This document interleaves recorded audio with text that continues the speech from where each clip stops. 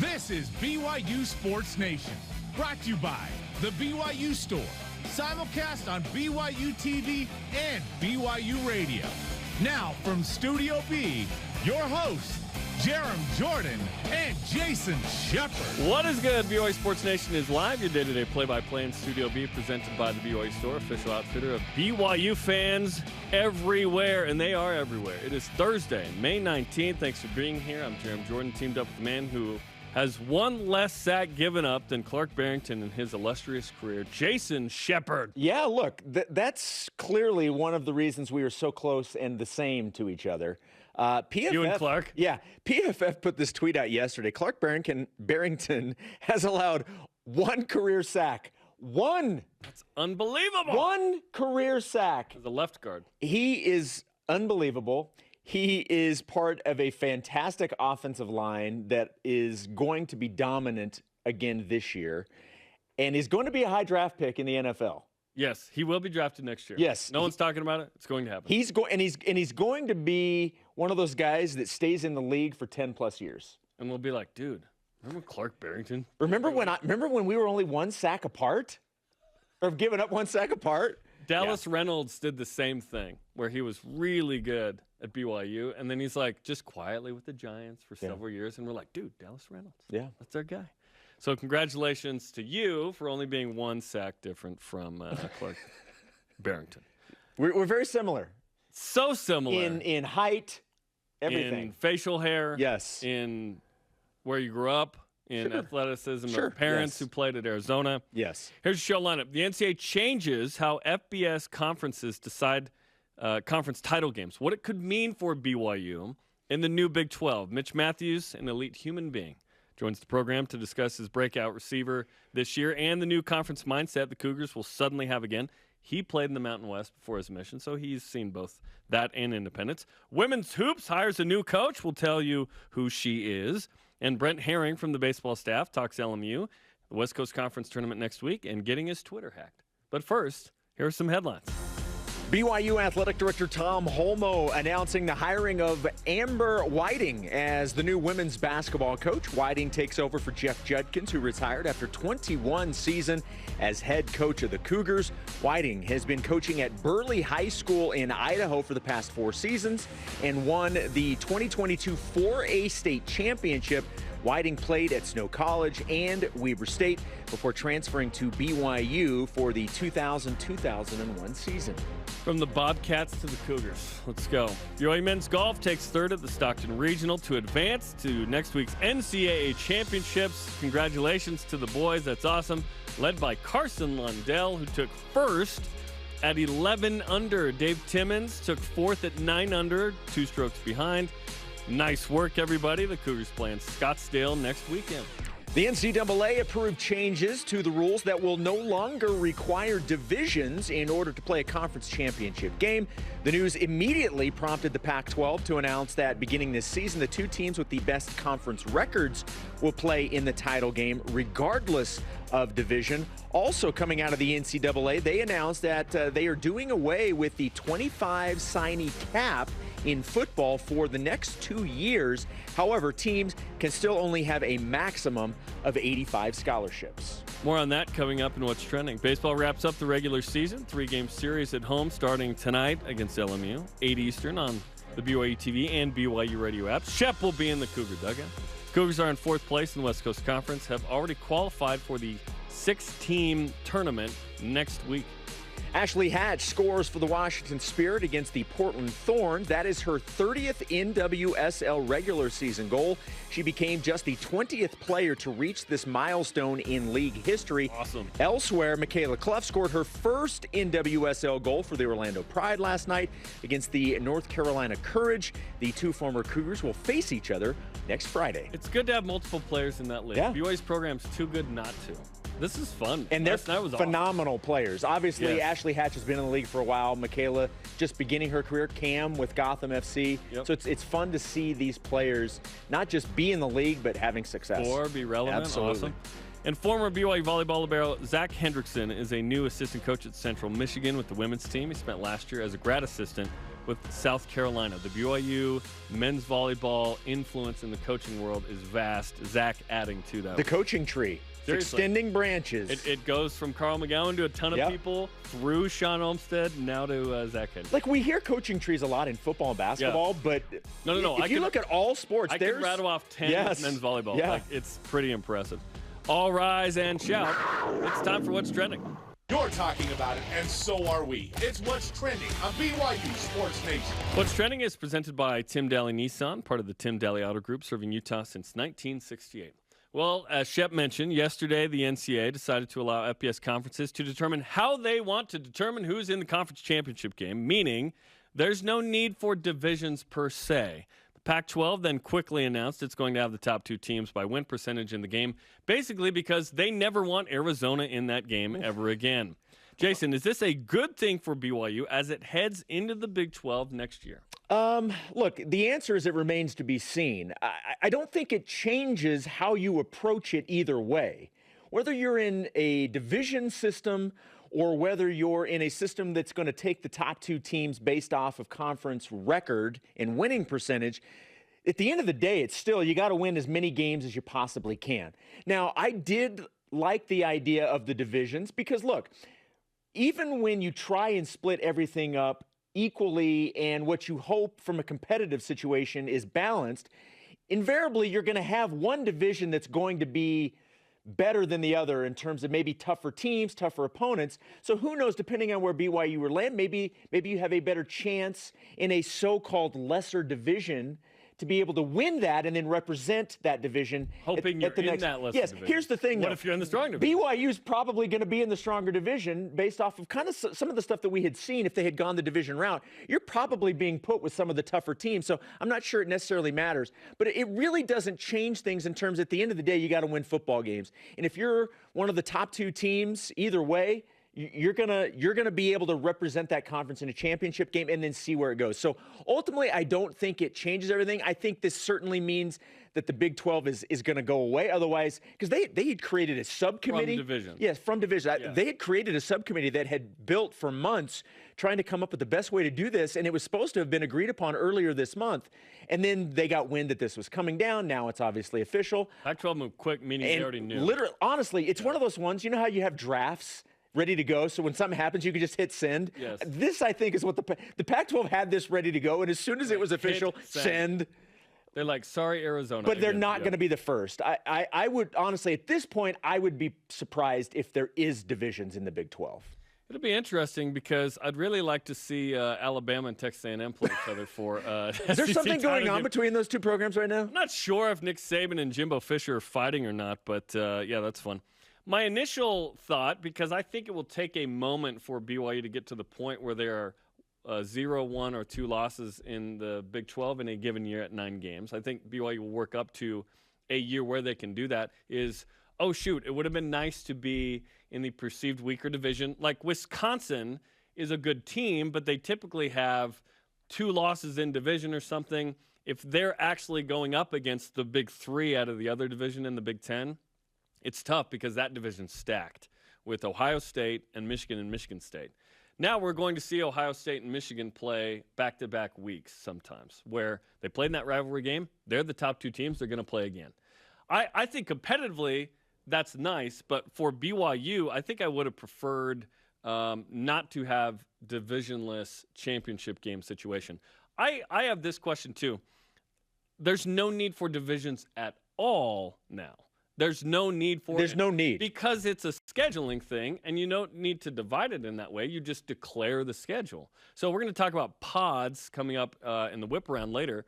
But at the end of the day, you're right. You just got to win. To be in the championship game in the Big 12, which, let's be honest, it's going to be like the Pac-12, where I don't think there will be an elite team like an Alabama, a Georgia, a Clemson, and Ohio State that really sticks out every year. I don't think that will exist. Oklahoma State is not that team. Cincinnati is going to pull a UCF and drop down from what they've been doing. There's no way they maintain that, in my opinion. BYU is trying to trying to pull a Utah, frankly, which is let's build up to being really competitive and then take our shot and win it. In 2019, Utah blew it against Oregon. could have been in the playoff. Right. Like they could have been. They lost, and much to our chagrin, they didn't. They lost that game and the Alamo Bowl, and we were like, "You didn't do it." But they went to the Rose Bowl last year. They won the Pac-12 because USC was down. BYU's going to have a similar situation where it's like, let's take advantage when some of the big boys are down. But I think BYU fits pretty comfortably in that situation after a couple of years where there's not an elite team. In the Pac-12, it's who's going to have the most losses that are tolerable to actually win that league and go. So I'm excited for BYU in the future to have a shot at that. Very, very quickly to the Pac-12 side of things, a lot of times you're going to have the two teams that should have been there are going to be there anyway. It's not always going to happen. But I think that when the Pac-12 put out the press release, I think if memory serves, they went through since they went to this division format, I want to say only 3 would have actually changed the actual teams that had played. And it was 3 out of 11. 3 out of 11. So the majority of the time, even with the division format, the teams that would have been under this new system were the teams that actually played in it. Here's my counter to that. Does this change scheduling? Because before you'd say, well, we play these teams in our division. Right. Now you don't have to do that.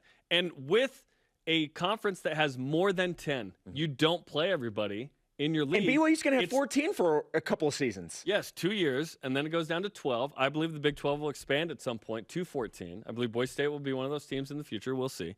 That's really interesting. So I'm kind of undecided on whether I love it or not. I like the idea of the divisions because I wanted to see where BYU would fall with that. I was just curious. Who are the homies in our division? That's kind of. I was excited for that. Yes. But at the end of the day, again, it's all about winning games. That's what you have to do, regardless of the system. And the good news is that last year BYU did win games and would have been in the Pac-12 title game, which we celebrated to some degree with a championship, and it looked and sounded like this. In case you forgot. Rope.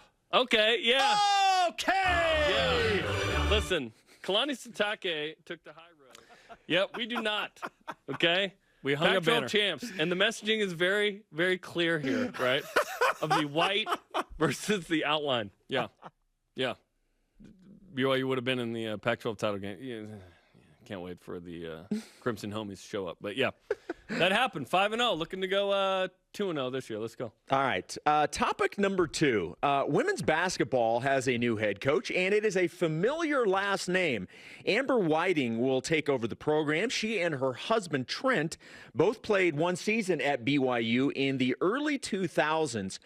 This announcement came out yesterday afternoon. What was your reaction when you saw that Amber Whiting was named the new head coach? A little bit surprised because I thought the top 3 candidates, and declared as much, were Lee Camard from BYU's current staff as assistant coach, Dan Nielsen from UVU, former BYU assistant, head coach UVU, and then Nancy Warner, who's been doing some tremendous work at Springville and Lone Peak. I thought those were the top 3. Amber Whiting, though, you look at the resume, played at BYU. Trent played at BYU. We know the family. We know them. Former Cougar. She knows what it's all about. She transferred in, as you mentioned in the headlines. Tremendous work as a head coach at Burley, winning the state championship. And then her AAU experience, some serious and really good development at that level. That's great for recruiting. Like, she knows the circuit, right? Yeah. Which is great. Does she have D1 experience? She does not. Obviously, there's a storyline with the family and her kids who play basketball. Jace is committed to play at Boise State, and she has a daughter who's a tremendous player as well. That's certainly a story in this. But Amber Whiting, I'm excited about it. I think that's a good hire. She's won. She's familiar with the program. She's connected from a recruiting standpoint. Was it a little off the board? Certainly. But I'm excited about the hire. Yeah, when I saw the announcement, I was surprised because, again, I know the name, but I was not familiar with Amber's professional career and what she was doing. So obviously, as soon as it goes down, you start to read up and you're trying to find all these things about her. And she has a very impressive resume. And I want to hit mostly on what you brought up with the AAU circuit, because that goes to, as a coach that has been as successful as she has with AAU basketball, there's so many things that goes into that. And number one, it's the relationships and it's the recruiting, because you're not just dealing with you're dealing with players that play all over. And so you not only have relationships with the individual players, but you are also able to build relationships with all of the schools that those said players will ultimately go to play high school and then ultimately be back in the mix for recruiting to go to college. Like, so she could have played against certain players that she's like, hey, I'm a BYU now. Yeah, I've seen you play. I love know that angle. Yeah. And look, the AAU circuit has grown leaps and bounds over the last 10, 15 years. It is so it's bigger than high school. It is so important. Yep. And for somebody to have a grasp on it like Amber has, and to have been in the mix for a long time and have a successful situation while doing it, that could prove to be very, very beneficial for BYU because she's built those relationships. And at the end of the day, those relationships lead to recruitment, and recruiting is the lifeblood of a program, as we've all heard. Recruiting is creating relationships. Yes. Certainly she needs to surround herself with the staff, with those with D1 experience. Yeah, and it'll be interesting to see what the staff looks like, But she can surround herself with those who have been at this level and can help with that. So Amber Whiting will join us on the program coming up tomorrow, by the way. Very nice. So we'll get to know her a little bit better. Our question of the day: what gives BYU a better chance to get to a Big 12 title game in football? Division championships or the top 2 teams? Let's go to Voice of the Nation. This is the Voice of the Nation on BYU Sports Nation. BYU fan Caleb on Instagram: for the first few years of Big 12 membership, division style of play would give them a better chance at a conference championship. I agree. You're hoping you get in one that, hey, there's a little down year, you take advantage. As you navigate that, right, you build up to that. But after those first few years, they will become a top 2 team in the conference. That's the hope, is that this group is certainly talented. You lose a bunch. You have a great year this year. You lose a bunch of guys who don't want to be here for like the 7th year or 6th year with coach. Like Jaron Hall's like, I've been here like 4 or 5 years. Like, I'm ready to hopefully be a high draft pick next year, and so on and so forth. Then in the Big 12, you're getting some more of the top talent from the Church of Jesus Christ of Latter-day Saints. Others that, like Utah, has picked up kids that wanted to go to SC and UCLA, but they know that Utah's good too, and they go there and they play against these teams. We call that the Bronco. He went to Oregon State just to play against BYU, right? But wants to play good ball, comes here. BYU starts to win 9+ a year. You have a special year where you're undefeated in non-conference play and you only lose 1 or 2 games in conference play, and you're in a New Year's Six opportunity. Like, I'm hoping that happens in the first 5 years of the Big 12, first decade. I just hope it's quicker than Utah, which was the 11th year. You just got to get there faster than 11 Do it better in Utah. That's always the goal, right? Continue to weigh in on Twitter, Facebook, and Instagram. Coming up, when will BYU get its first game day treatment as a member of the Big 12? And is it easier in the Big 12 than Independence? We didn't have one. Plus, he's an elite human being. Mitch Matthews is in studio. What's up, Mitch? There he is. Talk about his breakout BYU receiver this year, Big 12 divisions or lack thereof. This is BYU Sports Nation.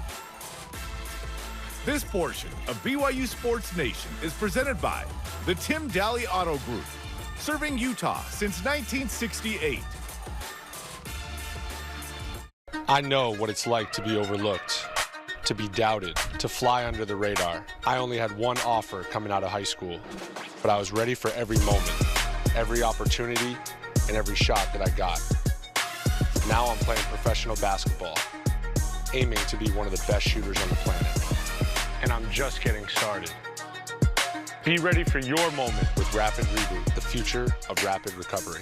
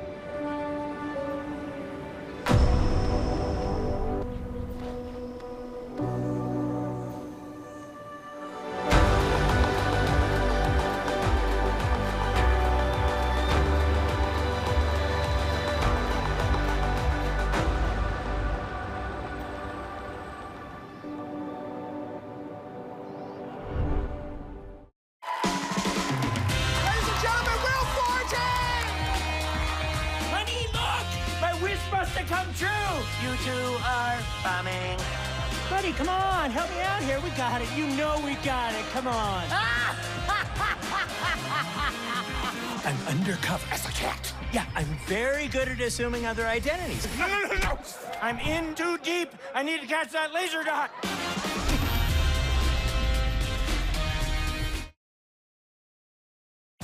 BYU Sports Nation is presented by the BYU Store, official outfitter of BYU fans everywhere.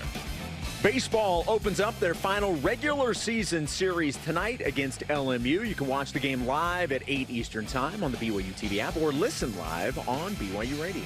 We are live in Studio B with your day-to-day BYU Sports play-by-play. Jarom Jordan, Jason Shepard. Mitch Matthews is here, one of our favorites, still riding the high of the alumni game, I think, still. Oh, still. That was so riding fun. That high. That was amazing. That was so fun. It better be an annual event. It needs to be, right? It should be. Steve Young was ticked he was not invited. Like, upset. Oh, I called dibs on being his #1 guy next year. Steve Young, we had Ty Detmer on the show last week. Easy dibs, Ty right? Detmer said he can't commit more than a month out. Yes, but I think everyone should because some of the preparation was lacking. I mean, with the hamstrings being on the verge the entire time, everyone needs at least a pre-month prep put on by the BYU strength staff. I'm not going to name names, but I was on the side of kind of more of the royal team, a little older, right? And I remember looking around and going, these guys aren't getting in the game as much as I think they thought. No. The competitive level was like higher than I think maybe anticipated by 100%. When there was 15,000 fans, fog coming out of the tunnel, that's when you knew you had to turn it on. You saw fog and you were like, oh. I had no idea it was going to be like that. I had no idea the Jumbotrons were going to be on. It was a sneak. What they did this on purpose. They just said, hey, it's going to be a casual game like a turkey bowl. That's kind of how they presented it. It was far from a turkey bowl. Playbooks it was game day. It was playbooks, game day. Max Hall even called me the night before and said he wanted to get together, get dinner, talk plays. Nice. I'm like, you know what, dude, this is too much. But it ended up being fantastic, though. He runs by the camera like Oklahoma. We're going to win this game. Yeah. Hey, he was intense, just like I remember playing with him. Oh, my gosh. Great time. It was amazing. Great time. I think the remarkable thing, back to the injury thing, is that there were no significant injuries in that thing. Well, there were emotional injuries. Well, look, you can't avoid those kinds of things. I've got to imagine, though. Look, I'm sure there are things about football that you don't miss, but there are some things that you miss. I would imagine running out with that whole thing going on and how big it was.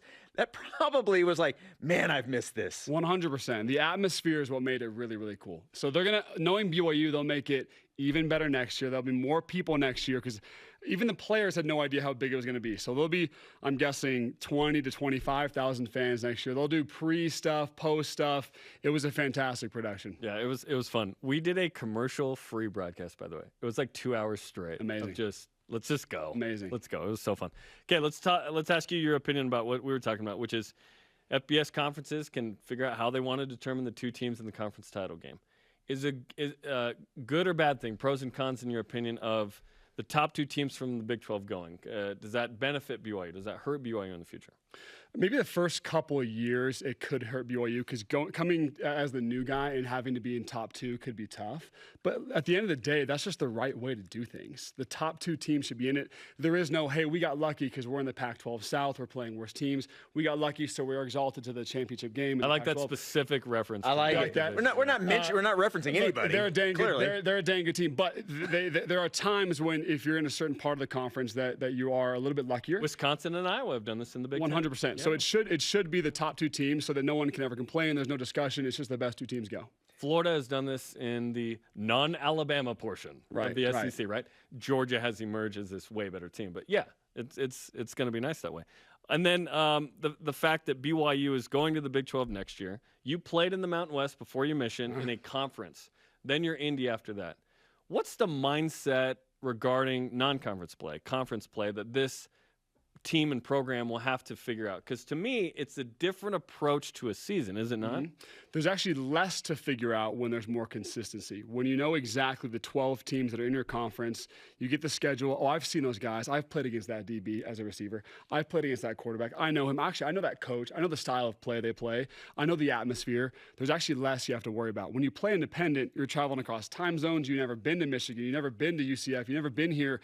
And you're just signing up for almost a surprise element. When you're in a conference, you're going to see BYU play better. Well, don't you think there's also the sense, beyond anything on the field and X's and O's, like, obviously we still have this in basketball because that obviously hasn't gone away, or any of the other sports, but like, I remember back in the day, you knew the other team. You had history with the other team. And it runs deep. And you looked forward like, oh, I can't wait for that rematch. There's just something about that aspect of it as well, that the teams, you can build history, both good and bad. And I think we've missed that. Yeah. And if you look back to the Mountain West, the teams that were there that were big, you look at TCU, BYU, and Utah, and you just knew like those were kind of the top teams already. And so you already had them circled on the calendar. We got to be ready for those guys, right? And so I think with the Big 12, it'll give us so much consistency that the players will actually love, because playing independent and being all over the place is not desirable. There are fun moments of it playing all over the place, but at the end of the day, you're here to win football games. And as a player, you want the most consistency as possible. That stability will be nice. Stability, right? Consistency, it helps you a lot. You're always going from divorced to married again. Yes. If you will, right? If you will, it's great. And listen, being single has its amazing perks, right? And some people love that. Other people like the marriage element of life, or whatever. More players whatever will works like for that you. than not. Yes. More players will like that. Yes, to each their own in this. Okay, let's talk to you about the wide receivers. Gosh, we're stoked about this group. Puka Nacua should be a 1,000-yard guy, in my opinion. He should be. Gunnar Romney could be a 1,000-yard guy, too, or close to it. Mm-hmm. Who's kind of the next guy in that room, or maybe a breakout guy that fans should be excited about? I think as the number 3 guy, because the top 2 are well established, and Gunnar Romney and Puka Nacua, they're already established. The guy who's battling for that 3rd position should be super excited, because all eyeballs are going to be on Jaron Hall and these 2 big receivers on the outside. So whoever's at 3rd position, you're going to kind of go under the radar for the defensive prep by the other team. You're going to get a lot of one-on-one matchups. And for a guy like Cody Epps, who I think should be in that position, look, there's a lot of good receivers, but I think he's had enough practice over the last couple of years. He's finally healthy. He's a great route runner. He's fast, and he knows the playbook. So this will almost be like his freshman year, if you will, playing. It'll be his 3rd year. Right, but you know the playbook now, and you're very comfortable with the quarterback.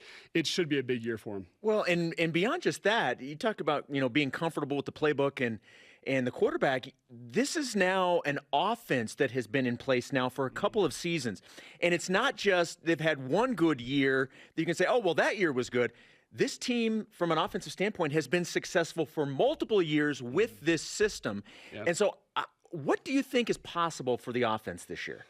Man, look, with a new running back that's going to bring a lot of attention to him.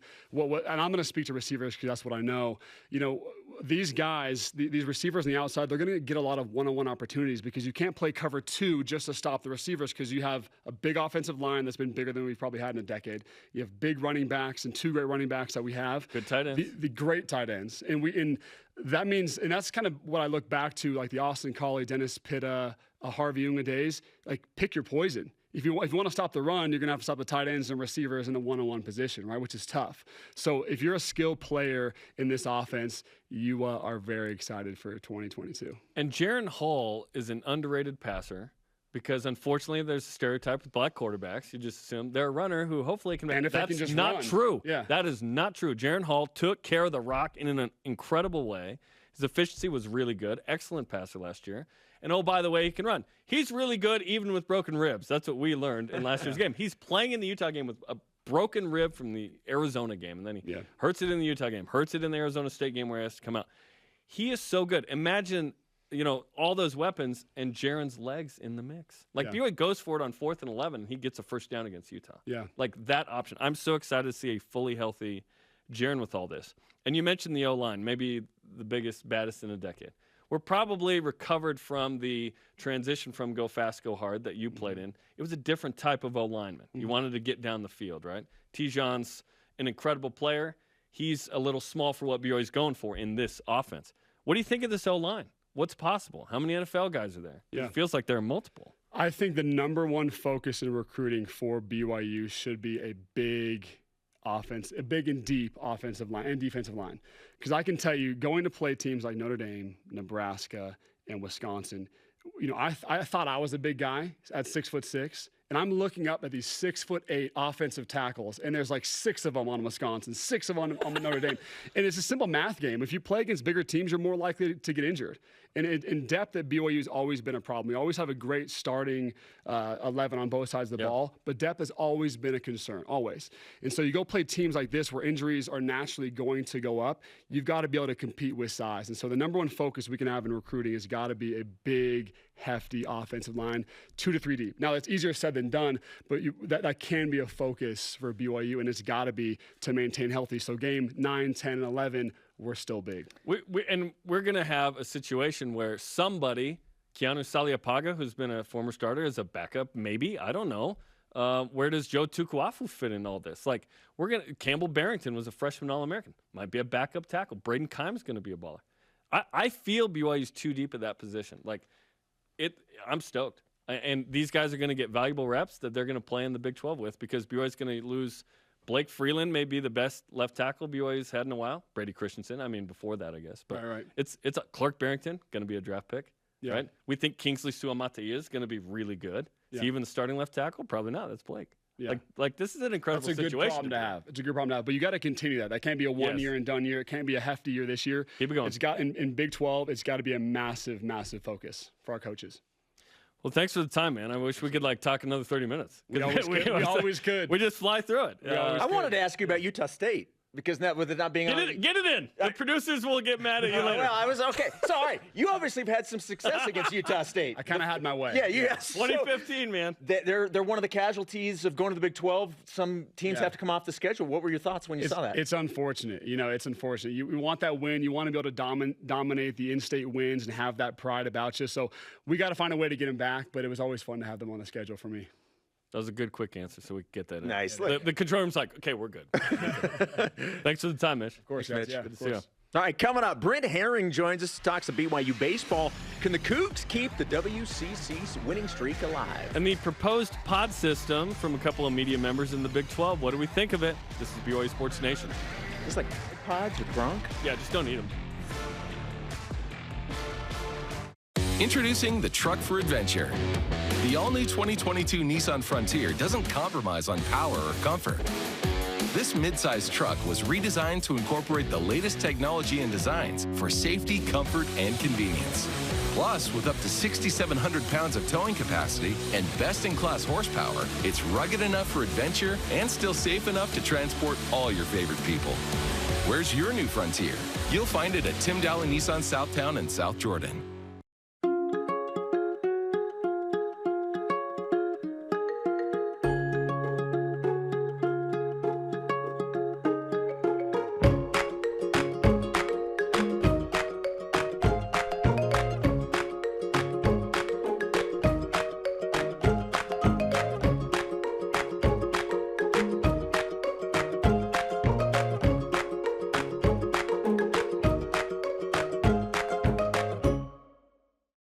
Hi, Spencer Linton here, letting you know when your company joins the BYU team as a corporate partner, your brand can be featured in sports programming on BYU TV and BYU Radio. In addition to all of the great games, you can be part of the BYU coaches shows, place your message in Countdown to Kickoff, basketball pre- and post-game shows, and each weekday on BYU Sports Nation. We invite your team to join ours and become a corporate sponsor of BYU Athletics. For details, email sponsorship@byu.edu today. Mark? Some of my favorite moments are hearing from the family room, just a chorus of laughter. 'Twas your mother's. BYU TV has been an escape and a refuge for me. We forgot about random acts. We love that one. Today we wanted to do something nice for you. I see that change in him after that show. It just brightened everybody's day. I can do this. I want to live my life in a way that show showed me.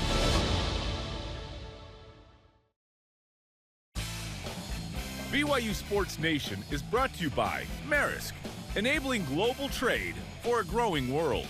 He's Jason, I'm Jarom. This is BYU Sports Nation. Don't forget to follow us on social media, Facebook, Twitter, Instagram, YouTube, and TikTok. That's BYU Sports Nation, of course. Let's whip it.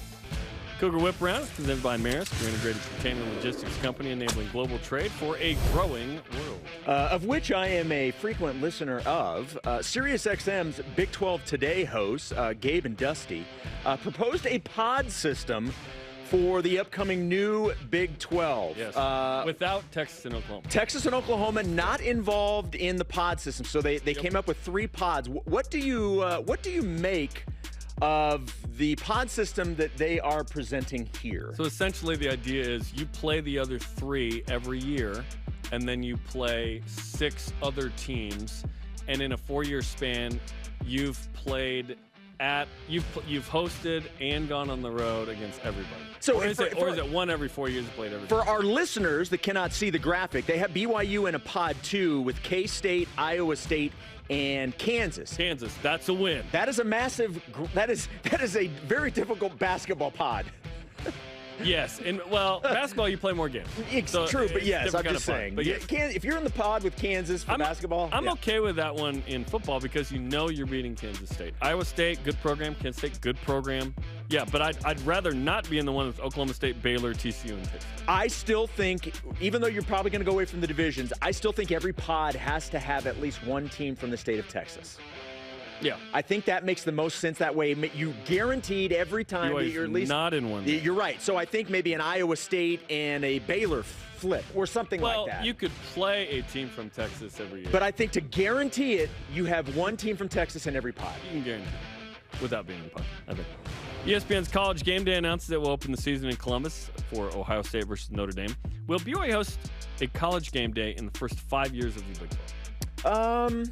Look, it's certainly possible. I would say it's not likely. But, well, I mean, at that point, you're talking about, for game day to come, you're talking about 2 teams in the top 10. Most likely. Yeah, BYU's 5-0 in 2026. Look, I'm not saying it's impossible. I'm not saying in the first 5 years, I would say it's probably unlikely. But man, that would be awesome if it happened. Yeah, I think there's a shot. I think there's a better shot than Independence. And Independence, BYU typically is getting a couple losses out of the gate sometimes, and Power 5 is favored. It's not a unique Coastal Carolina BYU situation. BYU was the road team in that situation, right, in 2020. But, yeah, first 5, I don't know, first decade, I would hope that there's one in there. That'd be great. Let's go. All right. Well, this is kind of this is what everybody. This is what's trending. This really is what's trending today. After Nick Saban went and lobbed a grenade at Texas A&M about, quote-unquote, buying their recruiting class. Yep. And then Jimbo responded with his own version of Scorched Earth this morning in his own press conference back to Nick Saban. While fireworks are going off at the SEC, is there any other coach you want to see Kalani have a beef with? Oh, with Kyle Whittingham. They're like homies, so it'd have to be this like Count of Monte Cristo deal. But yeah, I would love for Kalani to have some beef with that. He's too nice of a guy. Yeah. He's not actually going to have beef with anybody. It would, yeah, you're right. He's not going to have a beef with anybody. The one that would make the most sense is Kyle, but they're such good friends, it's not going to happen. Those guys are homies. Yeah. Carson Lundell wins the NCAA Regional. Pretty awesome. Where does, in men's golf, where does this rank on the list of BYU accomplishments this year? So are we talking about individual accomplishments, or we're just talking overall? I mean, look, go individual. You're talking NCAA Regional. That's a top 5 accomplishment on campus for sure. Number 1 was Connor Mance and Whitney Orton winning national championships individually in the same day. That's the number 1 kind of individual moments. But like Tyler Algier against Arizona State and multiple 150 games. Alex Barcelo making 9 of 10 threes at Pepperdine. Shaylee Gonzalez putting up 35 at St. Mary's comes to mind. Davide Gardini, 30 kills against UCLA. Those were some good ones. Yeah. I agree with you. It is a top 5 accomplishment, if not top 3, because winning the NCAA Regional in golf, tremendous accomplishment. Congratulations. All right, the good doctor, Billy Nixon, the former director of football equipment and new director of football ops, posted the following photo of the sign that they have in the Mick Hill and Floyd Johnson equipment room that includes their photos, but now it has a photo of Billy posted above it. The photo was posted with the caption, "Too soon?" How soon after not being on BYU Sports Nation do you expect to have a picture of you posted above Studio B? Well, at the end of June and into July, your boy's going to be gone for 3 weeks. So I fully expect when I come back for my key card not to work. Well, look, I remember seeing from Ben when you were asking for all these times off, he's like, at this point, do you still work here? I'm hoping to still be a paid employee of Brigham Young University at that point. So I'll go 2 weeks. I'll come back and there will have been, well, I don't even think a sign would be up. Look, I just want my key card to work. Here's something. I don't have to worry about this. You and Spencer have to. I don't need to worry about it. Honestly, the first year of the show, we were both scared we'd be taken off the show for some reason, so we barely took any time off. Oh, how things change. Oh, yes, they do. Congrats to James Taft Fredette and Whitney, who welcomed Grayson Allen Fredette. Named after Grayson Allen, yes. Allen's not the middle name. Their third kid into the world yesterday. Has Mark Pope already offered him? I would hope so. Look. Will this child play in the Big 12? Look, this kid is going to be in the transfer portal in about 18 or 19 years. Wait, you don't worry about BYU or to BYU? You don't worry about recruiting anymore. It's all about the transfer portal, right? You just get no kids from high school. It's just all transfer portal. Look, there's no question Mark Pope is already scouting this young man's skills. What if he's like, you know why we didn't get so-and-so? Because I offered Grayson Fredette in 2040. That's what our focus. Congratulations to the Fredettes. Pretty cool. That's awesome. Congratulations mainly to Whitney and also to Jimmer. All right, coming up, Rise and shout out to a couple of newcomers. And Brent Haring, BYU baseball assistant coach, talks LMU, the West Coast Conference tournament, and getting hacked on Twitter, but getting it back. This is BYU Sports Nation. He is pumped to be here today, I can tell you that. I'm pumped he's here. Utah is a special place. Our communities, the people, the history. There is no place quite like Utah. At Siegfried and Jensen, we're honored to say that we are from Utah. We live here, work here, and when someone is injured, we're proud to say we've helped a neighbor when they've needed it most. We know Utah. At Siegfried and Jensen, we're here for you. Call us today. When my grandfather started this company in 1947, he couldn't have envisioned what we would ultimately become. We realized that our value to our customers is that we will be there day after day, year after year, doing whatever we need to find solutions to the challenges that they face. We are committed to be honestly better in all that we do, in every opportunity that we have to serve our customers. They prefer to be bringing the heat, getting set for success, demonstrating their drive.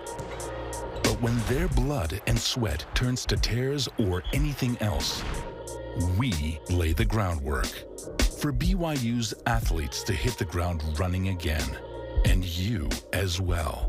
Intermountain Healthcare, official medical provider for BYU athletics. Can I help you? No, we're just looking for our dog. Brady, stay back. Think they belong to anyone? If they did, would they be here? You remember Dave, right? He just needed a place to keep a couple of dogs, and I thought, hey, we have a place. I really think I can make this work. How? We just rescue dogs all the time. I wish I had the guts to do what they did. To us. To a real family.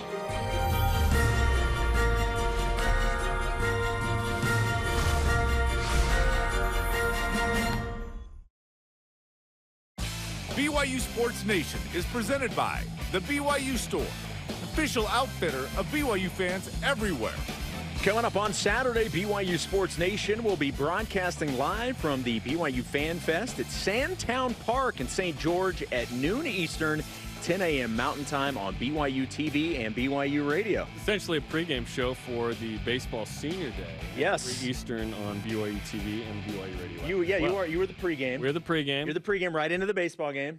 I'd like to think that's right in, but there's a couple hours for it. But yeah. But you guys can go in a little extra, right? Spencer and I are actually bouncing quickly after because we have stuff that night. We'd love to stay. Meaning you're going to Vegas for a concert? No. No. That would be fun. We both have stuff, but all good. Welcome back to BYU Sports Nation. Jordan, Jason Shepard. Brent Haring from the BYU baseball staff is in BYU Sports Nation studio for the first time. I would like to apologize on behalf of our producer, Ben Bagley, who's not booked you up to this point. It's great to have you in studio. I mean, I have so much to offer, and I've just been dying. For 10 years, I've been dying to give you what I got.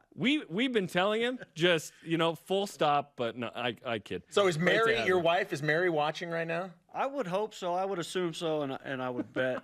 I know she is very proud watching this moment right now with you on the set of BYU Sports Nation. She's probably crossing her fingers saying, I hope he doesn't say something really stupid. Yeah. Well, in an attempt to do that, we're just going to end it right now. Brent, thanks for coming in. I'm just kidding. Okay, so this has been certainly an interesting year for this group. Mid-season, Mike Littlewood out. Trent Pratt upgraded to interim. You guys have had to deal with that. Meanwhile, you're still recruiting. You're hoping the staff is intact next year. And this team figures it out in league and non-conference, 9-game win streak. You qualified for the tournament. How have you navigated this whole season, which has been very emotional in many ways? Yeah, it's been a crazy year. Really, the navigation part of it is just like, hey, let's focus on these guys, and I'm so proud of the guys. I mean, all the credit goes to the players. They've gone out and they've been able to compartmentalize all the off the field stuff and pull it together and play for one another, and they're playing their best baseball that they've played all year. And honestly, as a coach, we just sit back and we're so proud of them. I remember, and I asked Trent a couple of days ago, how much are you guys even talking about postseason? Whether it's, and now that you've locked up the conference postseason tournament, how much were you even talking about? He says, we may have brought it up once, and it was only in context that, look, that will take care of itself. Everything postseason will take care of itself. All we have to do is worry about winning games and taking that game as seriously as we can. And it looks like that recipe has proven to be very successful. Yeah, I mean, right now the only thing that matters is tonight. So, I mean, we play to win tonight, and then tomorrow we'll play to win tomorrow. But yeah, one game at a time, one pitch at a time. I mean, we preach that to our players, and so it's kind of been that rubber hits the road. Like, let's see what you guys are made of and see if you can do the same thing. Does seeding matter to you guys? Because you have a shot at second, but you'd probably need a San Diego and Portland to get swept. There's a chance with Gonzaga and Pepperdine. You guys would have to probably sweep the series against LMU. So chances are fourth is probably the peak. Does that matter in this tournament? Because it is not 4 anymore. It's 6, so format's a little different. Yeah, I mean, obviously the 2 seed would matter because you get that first round bye. But after that, you're playing for home field advantage. It's always nice in those games to know that you're going to have one last shot if you're down a run or two in the bottom of the ninth. So yeah, you're playing for home field advantage. I think seeding is important. And obviously, who we're going to play and all that matters as well. So let's get into the LMU series that starts tonight that will wrap up the regular season. I mean, obviously, you could play 3 this weekend and then play them again, in Stockton next week. What are your thoughts on the Lions that come in, and obviously good team? They're a great team. I've known Coach Choate we've known each other for a long time, and he's doing a great job. Talk about another group that's they had a really rough preseason. And, man, they've kind of pulled their ship together, and they're playing really good baseball right now. And so yeah, it's going to be fun. It's going to be a fun go. They're a good team. They're physical offensively. They're really crafty on the mound, and they can pitch. So, it's maybe not as stuff-wise as good as some of the teams that we've faced, but as far as pitchability and competing, maybe one of the better staffs that we'll face from that perspective. You talked about taking one game at a time. One of the other things that I know you guys preach is the next man up mentality, and this year's had a lot of that. The preseason, pick to be player of the year, Andrew Pintar, has an issue with his shoulder. He's done for the year. You lose Cole Gamble for, 4 or 5 weeks with an injury, and, good thing he's back. But you've had so many guys that when called upon and asked to step up, do that. As a coach, how pleasing is that to see those guys be able to perform when they're called upon? Oh, it's awesome. I mean, we talk to them about it all the time. I mean, if you'd have told us in February that Penny was going to be out for the year, we probably have looked at each other and gone, well, how do we go on without him in our lineup? And man, we dropped Mitch McIntyre down in the 3-hole, and he's just done a phenomenal job. He's been great for his whole career as a senior, and every guy has stepped up. I mean, Cole was out, and guys have played hurt, and guys have, it's been awesome to watch. Once again, they're an incredible group of kids, and they compete their tails off.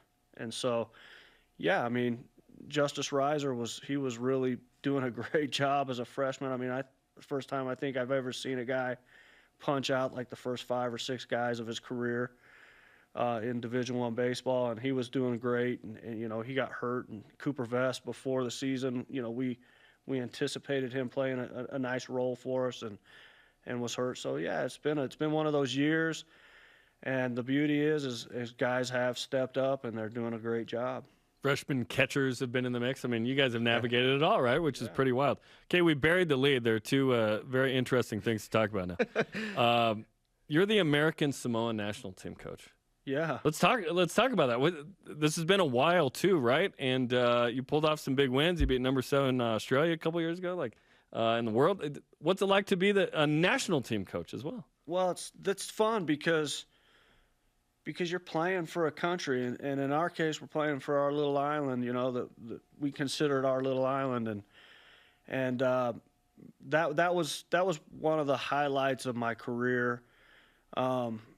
Being able to we went to Guam and played in that, and the guys played unbelievable, and my wife was able to come, who's Samoan, and it I was going to say, you don't look American Samoan per se, but who knows? Not on the outside, but on the inside, I feel like I'm Love there. It. Yeah, so. Love it. I got involved in that. The story is we got married, and my father-in-law, he grew up in American Samoa and played a lot of cricket. But he always told me when we got married was, if I'd have grown up in the U.S., I would have been a left-handed pitcher for the Dodgers. And so for me, it was like, hey, maybe this is something I can do to give back to that community and go and try to help develop the game over there. And so it's been really, really rewarding for me from a personal standpoint to be able to go back and do that. That's really cool. That's awesome. And last but not least, your Twitter got hacked. Like last year or something. So I remember during the season seeing Mike Little being like, dude, what's up with Brent Haring's Twitter? And he's like, we don't know. You got it back, though. Yeah. What happened? Well, that's a good question. I don't know. I woke up one day and all of a sudden I was like a crypto genius. I know. I was like, Brent's going hard. I was making big time money, and I checked my account. None of it was there. So no, it was somebody hacked me, and so we went through all the proper channels through Twitter and got it back, and appeased the Nigerian princes who needed some money. Yeah. So. That I've got to finish that side of the deal later on, I guess. You're like, I owe 50 million Bitcoin to somebody somewhere. Look, not only being a crypto genius, it's been a pretty good year because Brent is also a Braves fan, so he's still basking in the glory of being a World Series champion. What a year for you! Yeah, I mean, the only thing that can make this better is for us to get on, keep on this run and keep going, winning games and keep going. Yeah, that'd be great. Well, thanks for coming in. During the break, can we have you sign our flag? That'd be all right? I'd love to, yeah. Fantastic. Yeah, okay. absolutely. Well, Thanks for having me. Good luck guys. tonight, 8 Eastern, BYU TV, and BYU Radio apps. Check it out. You still going to hang out tonight in the dugout? For sure. All right. I'll ignore you as I walk by. The huge. Love Brent Haring. All right. Coming up, do you think BYU benefits in the Big 12 with divisions or without? And you wonder who hacked Brent here. And a BYU legend adds another member to the fold. This is BYU Sports Day. Trio Orem Senior Living believes in empowering seniors to live life to the fullest. We help eliminate stress out of daily life when you live at Trio.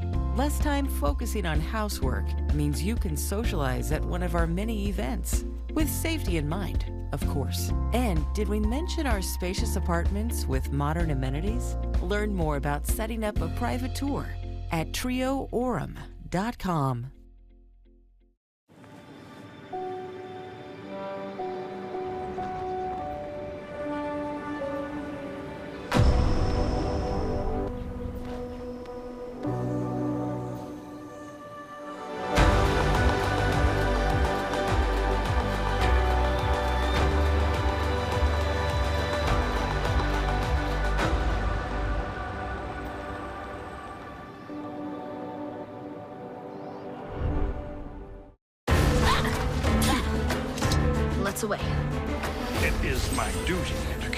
safe.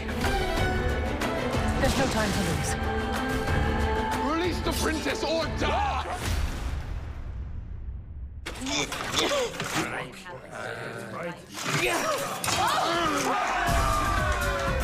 Unbelievable.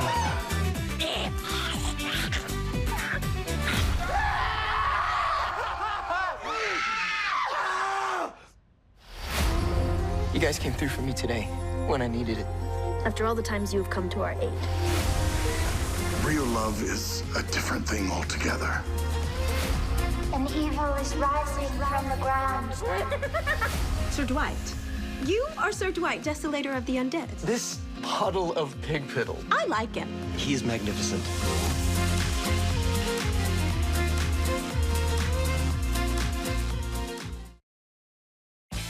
This portion of BYU Sports Nation is presented by Mountain America, the official credit union of BYU Athletics. BYU Sports Nation is always available on demand via the free BYU TV and BYU Radio app. For more Gunnar Romney touchdowns.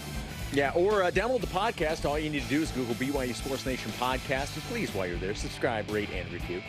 And follow Shep on Twitter. Our question of the day. At JSN Shep. Shameless plug. He will hack your Twitter and get some Bitcoin out of it, as some crypto. What gives BYU a better chance to get to a Big 12 title game? Division championships or top 2 teams? Our elite voice of the day is presented by Sundance Mountain Resort at CO_living. Divisions. The math checks out. That's a math joke.